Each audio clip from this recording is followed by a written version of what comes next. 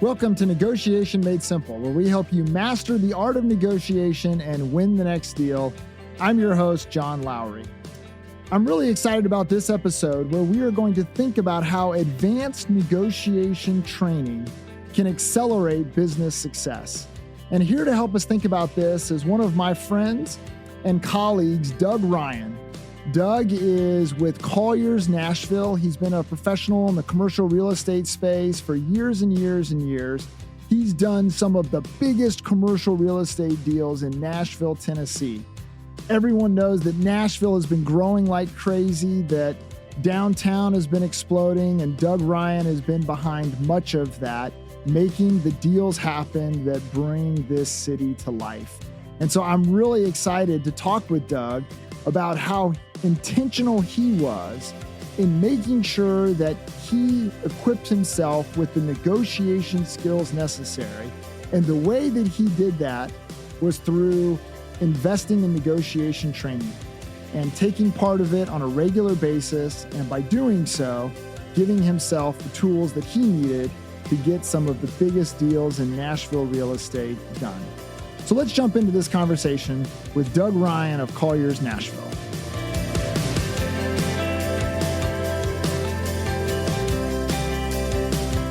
Doug, welcome to the Negotiation Made Simple podcast. Awesome. Glad to be here. Thank you.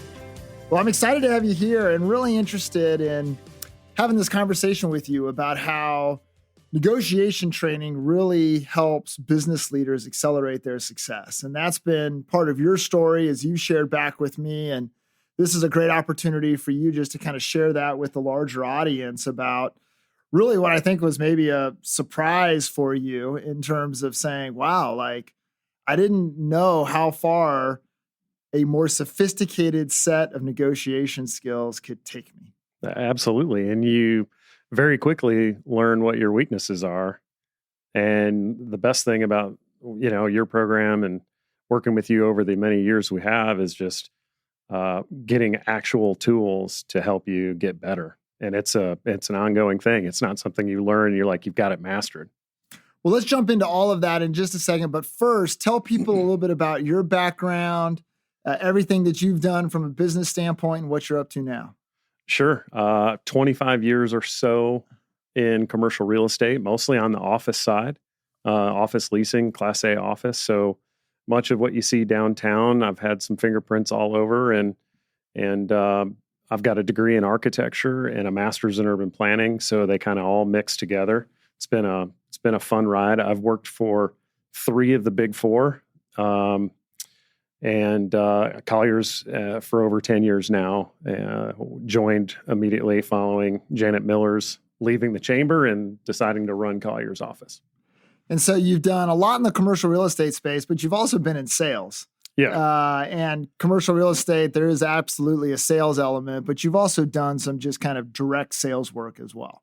Yeah, for sure. And even some startup company. I mean, you helped us in a startup venture that I did with my brother, that we exited with. And so, what you find out in business is that you're always negotiating. And especially in brokerage, you're negotiating in both directions with your client and with whoever you're negotiating against. So let's talk a little bit about that for just a second in terms of your recognition that, everything is a negotiation. What was your motivation for wanting to really enhance your negotiation skills? What was the opportunity that you saw there? Well, it goes back to when I was running sales at Interior Design Services, and Tom Foster had a relationship with Dr. Lowry, and we were invited to take the management team over and do the course on negotiation and conflict resolution. And as a person running sales in a team of, I don't know, at the time, 10, 12 salespeople, you're always looking for ways to improve your hit rate. So if you're closing 5 of 100 deals or you're closing 85 of 100 deals, it makes a big difference. And so what can you do to improve your success rate? And so you went through with a bunch of your colleagues at IDS, the 2-day course. Yep. So that was really the investment. There was no homework up front. Nope. There was no final exam at Walked the end. in blind. It was really about, I've got to invest 2 days. And that 2 days can make a difference in terms of my career going forward? Yeah, I think I mentioned, I've been taking a lot of courses on a lot of subjects, and that single course, that 2-day course, was the best subject matter learning experience I had on any subject at any university. So what were some of the aha moments for you coming out of that? Well, so it gets you out of your comfort zone because you have to negotiate in person. It's not like you're learning, and listening and you're trying to apply the things you learn yourself. You're actually then having to use them immediately in the course setting, and you're negotiating against your people who are also listening to the same information. And I think the thing that was so interesting is, you learned the whole X and O, everything is an X or an O, and how you approach that. And I'm sure we'll talk about that a little bit, but even more so, the nuance of a negotiation. It's not always just tit for tat or black and white. What was great about the in-person negotiations that you guys set up were that I had different objectives than I expected the other person to have. I expected them to have the opposite objections or some things that they were trying to achieve. And in reality, and this is true in life, you may not know what their ultimate end game is. You know what you need to get. They know what they need to get. And so being able to do that dance and figure out that, wow, they really weren't even going after what I thought they were going after. What they needed was something entirely different. And so going through that on a, head-to-head basis over and over again. And it's not like just going through the negotiation. You guys would then make everybody say how it went, and you plotted who won, how'd it go, what went right, what went wrong, how many of the points did you get that I gave you. It was amazing. So that learning process that you just described, that's the learning process that is the foundation of our course. And you went through kind of a customized version, which we do for a lot of different companies across the country. But we're also doing an open enrollment version where people can come to Nashville. The next offering of this is April 29th and 30th, 2025. It's called the Negotiation Made Simple Live Workshop. And I love what you described because you just described what it's all about. And that is this whole notion of explaining and understanding really what the negotiation process is. And so the course isn't like 12 tricks, and if you do this 12 tricks every time, No. like you'll be rich and happy, and like that, those 12 tricks don't exist. No. Instead, it's much deeper than that in terms of understanding the dynamics of the process that you have to manage in order to kind of move business forward and to get deals done.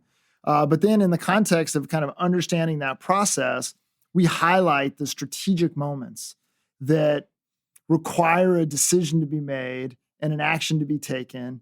And that decision and that action is very consequential. Yeah. If you get it right, then you're going to capture value, or you're going to get a deal put together. If you get it wrong, you may mess the thing up. And so we want people to be aware of those moments. And then in doing that, you also raise, which I think is really important, kind of the nuances and the people element. It's not just about numbers. This is where when people say like, well, what's AI going to do? Well, if it was literally about numbers, AI could probably come in and disrupt the whole thing. But the reality is there's a human element too. That's right. And as a result of that, there are some things to really understand in terms of how people make decisions and kind of what motivates people. So talk a little bit about how have you put the course to use? And when I say the course, you've actually been through it how many times now? 3? At least 3, 4, at least 3 Like times. Yeah, okay. At least. And I pick up something new every time. And there's also a reminder of things that you just kind of naturally forget about as you're going through day to day. Because you sit and in brokerage in particular, you're negotiating in both directions because you're trying to get to a solution. Yeah. And the solutions can sometimes be very complicated.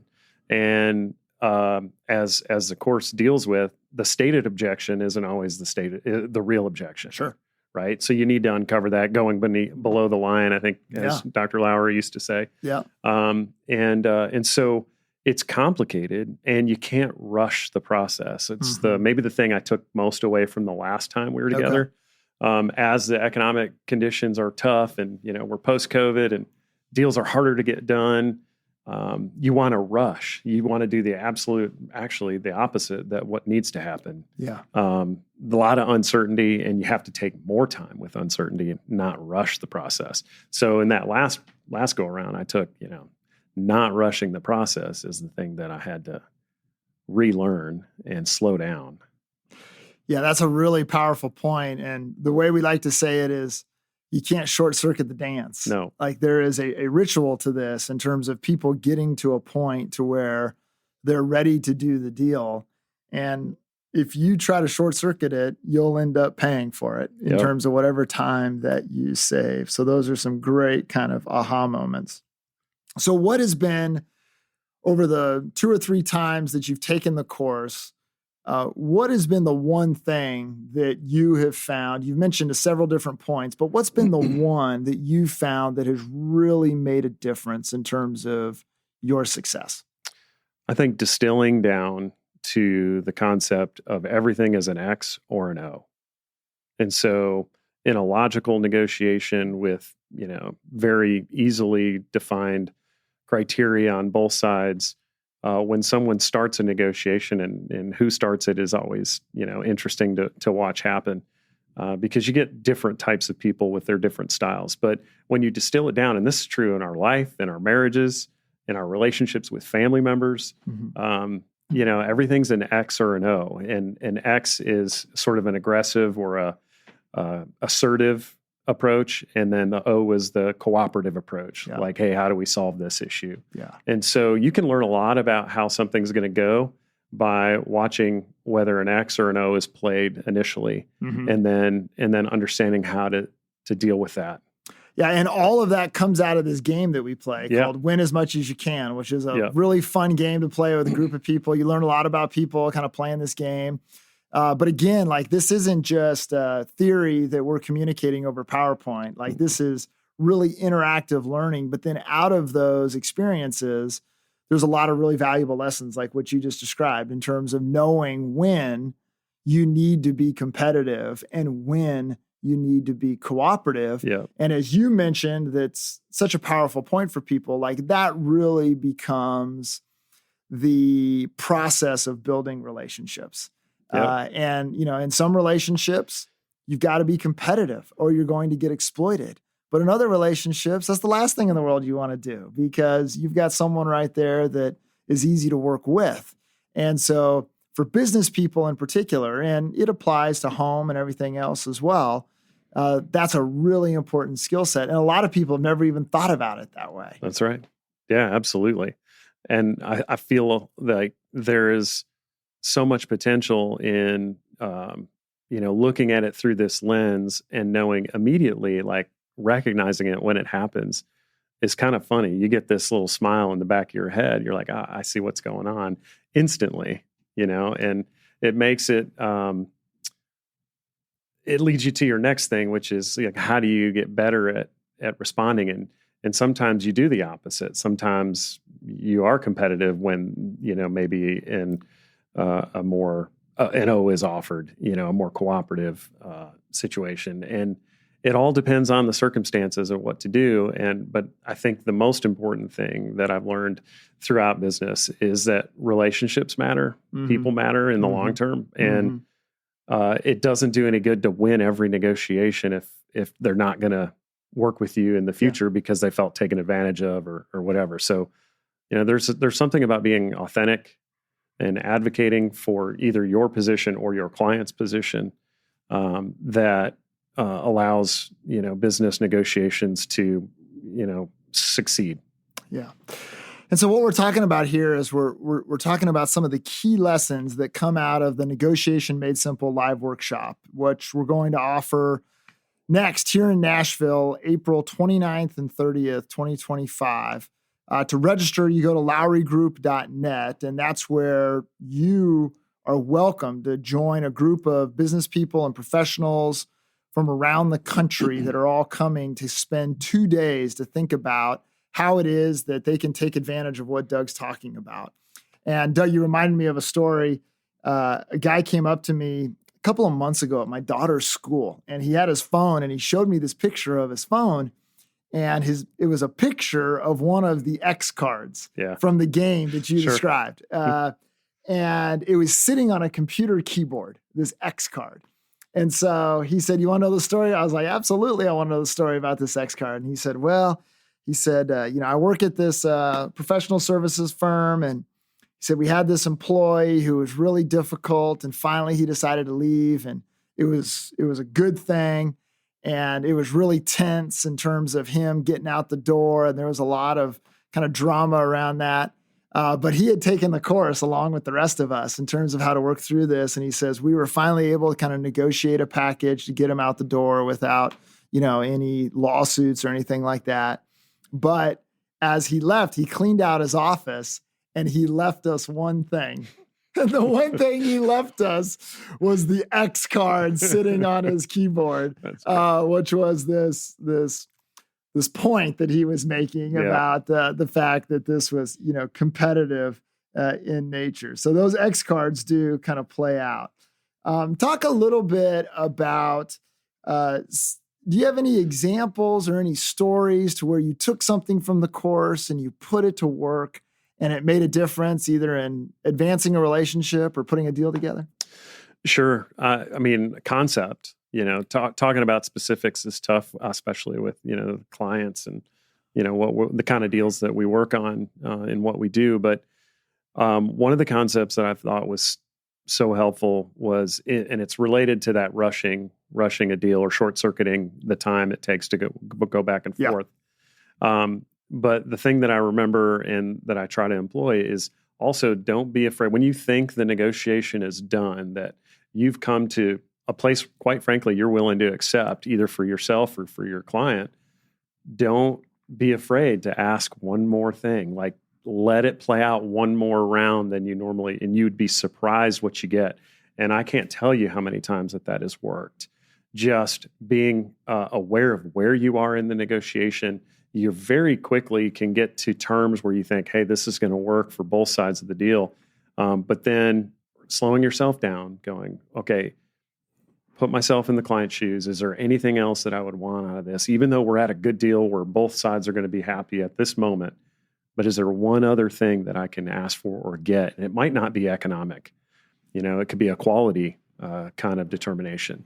And so reminding myself to do that, and I've employed that many times and gotten one more thing. And of course, you can use it in your personal life too, whether you're buying a car or what, but pushing it one more time. And sometimes that's the most uncomfortable move in the entire thing.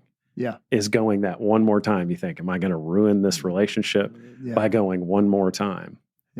But oftentimes it works out and you get more than you ever thought you would.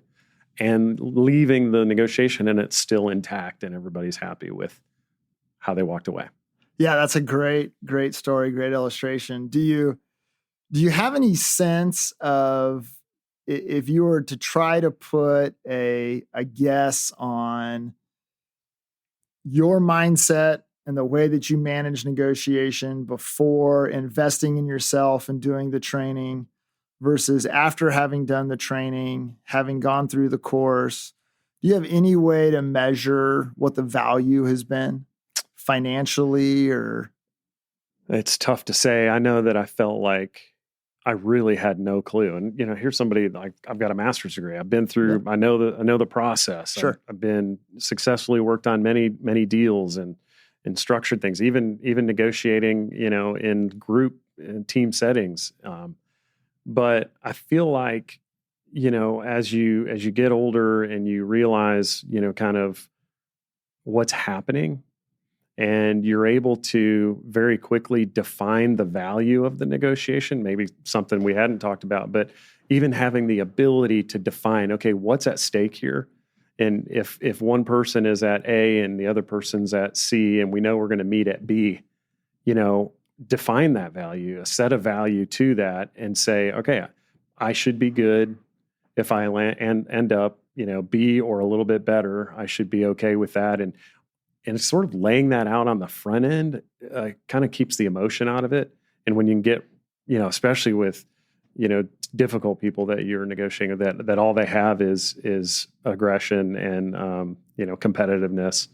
And they're doing it for the sake of competition versus resolution per se. Knowing the value of that, being able to identify that, I think is probably increased my ability to keep my head, lower my stress on a qualitative basis, but also, close more deals because you can keep the emotion out of it. Sure. And you know what you're headed for. And you're, one of the things that I learned, not from you guys, but I learned from my first mentor, and this was at Cushman & Wakefield in Detroit, was you have to season the client as well. So your side to say, hey, this is what is typical. This is what market might be. Here's what we're going to do. Communicating all that on the front end to say, hey, I think we're going to end up somewhere in here. Are you good with that? Sort of setting the framework ahead of time. And then if you end up better, you're a hero. And if you don't get there, then there's usually some extenuating circumstance, and they're part of that process. And so they understand why you, and then they can make the decision, hey, yeah, that's still a deal I want to do, or it's not. Let's go find something else. Yeah. And so right there is a really important negotiation skill in terms of what you just described. And it's all about just managing expectations. Yeah. And especially early in the process, that's something critical for people to accomplish. Because if you don't manage expectations, then you can get to a place to where people say no to a good deal. And it's just because they don't understand what is a good deal and what isn't a good deal. And substantively, I like the word you use, they're not seasoned, they're not ready to kind of be able to move forward. And so that whole idea of managing expectations, we talk a lot about that in the course, especially around the opening offers, because that's where expectations get managed. That's where the anchor gets dropped, as we like to say. And so it's been interesting to kind of hear you talk about that in the context of your commercial real estate negotiations. And talk to us a little bit. You've been part of some of the largest commercial real estate deals in Nashville. Yeah. Any of those that you can share with us publicly here? Well, I just, if there's a sign on the top of the building, there's probably a handful of people that had their hands in that deal. Sure. And I've had, the benefit of being involved in a number of those. I feel like every deal is different and every negotiation is different. I feel like, we've had a situation in Nashville where it's been an amazing run of growth, and not everybody loves that growth. Nobody likes the traffic that's come with it, but I feel like we've got a better city for it. And so, keeping that in perspective with what we're all trying to do, which is, raise a family and have authentic quality work that you enjoy to do. And, for what we do, it's I wouldn't do anything else having to do it all over again. I love what I do. I love working on complex, big projects. So specific deals are tough to talk about because there's so many people that are involved. To take credit for anything is nearly impossible because there's so many people, from city officials to state officials to attorneys and accountants and architects and the developers themselves who are there and the tenants. I mean, it really is a very complex process. People just read about it in the newspaper and they think, wow, that's great. I mean, how long has that been? When we worked on Nashville Yards, for example, we started that in 2015 and didn't make our first deal until 2019. And that happened to be Amazon Tower 1. Yeah. Nobody knows that you've been working on that for 4 or 5 years, and many false starts and many companies you thought you were going to make a deal with, and then those blow up, and then to have the resiliency to go, okay, back to the drawing board. What are we doing right? What are we doing wrong? How can we market this? There was a very distinct decision in the Nashville Yards where we felt like the project was complicated, and it was too complicated. When users were coming to look at the site, they had other options that were kind of like pad ready, if you will. Sure. And Nashville Yards is a huge, 16-acre, massive development that needed new sewers, new infrastructure, new power, new roads. Like, for somebody to get their arms around that and their head around that and say, yeah, we'd like to go to Nashville Yards, that was a huge undertaking when you're competing against other sites that might be readily available. So there was a key moment there where Nashville Yards decided to do the infrastructure improvements kind of at risk. And it made immediately us pad ready like everyone else.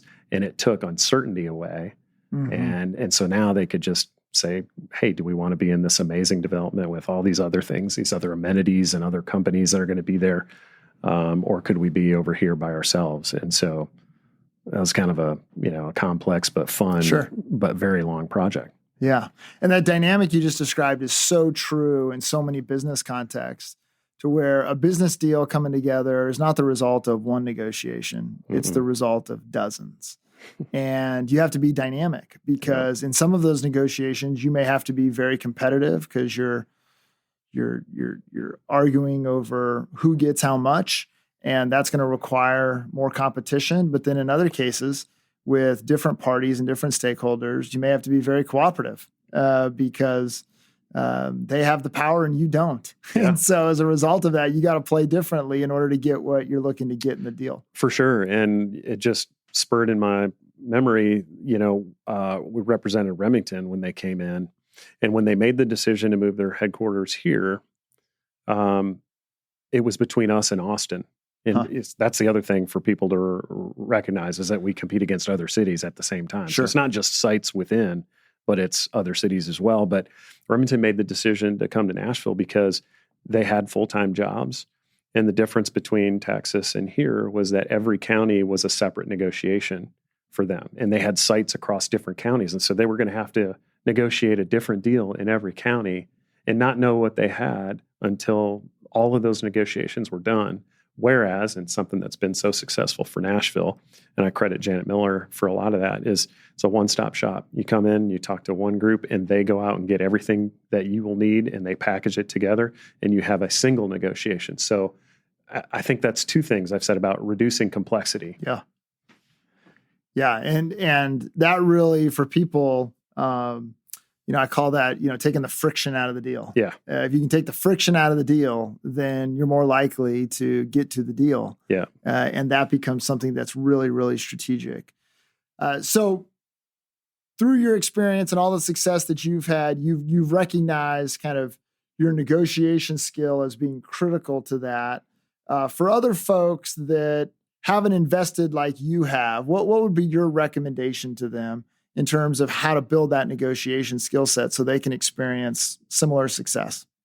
Yeah. I mean, obviously from a part of just sign up for the course and take it, it'll be the best thing you've done, is that an ongoing relationship. What's great about you and Dr. Lowry and the time he was still working, actually, he's probably always still working. I mean, the guy never stops, but you have a long-term relationship. And how many times have I come back to you over the years on unrelated things and just say, hey, help me in this moment.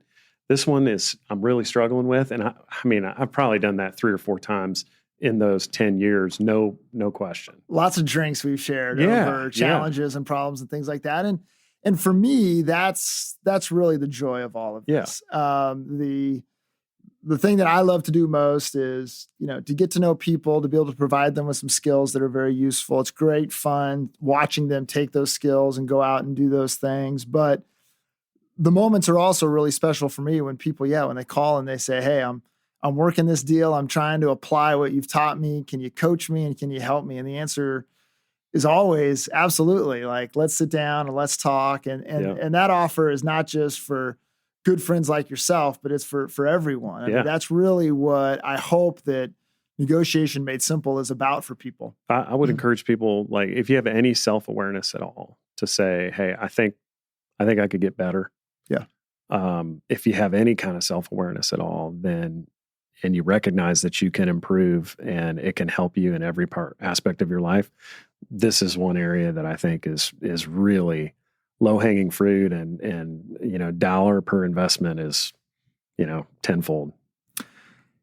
So Doug Ryan, one of the movers and shakers of Nashville, Tennessee with Colliers Nashville, thanks so much for allowing me to be part of your journey and sharing and some of the difficult moments as well as some of the successful moments. But again, congratulations on all your success over the course of your career, for the difference that you've made in this city, and for allowing me to just be kind of a small part of your journey. You bet. Thanks for having me.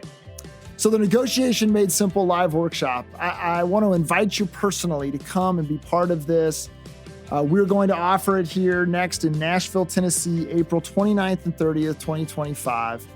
We've got folks that have already signed up from around the country, so the course is filling up. So I encourage you to move quickly in terms of registering. The way to register is to go to lowrygroup.net. You'll see everything on the homepage there about registering for the live workshop. You can click there. Right now, we've got some early bird pricing available. So normal price for this course is $2,495. Right now, the early bird is available until March, which is $1,995. So a pretty significant savings if you go ahead and sign up earlier rather than later. And then on top of that, we've got another deal available to where if 2 or more people come from the same organization and they sign up at the same time, there's another 20% off that automatically is going to be taken off your registration fee. We want to encourage as many people as possible from different organizations to come. And so there's the opportunity to take advantage of that on top of the early bird pricing that is available to you right now. So again, that's $19.95 if you sign up for the course in the next couple of weeks. LowryGroup.net is where you go to do so. And if you have any questions at all, I encourage you to reach out to Brittany Baumgartner. Her email is Brittany, Brittany, @LowryGroup.net.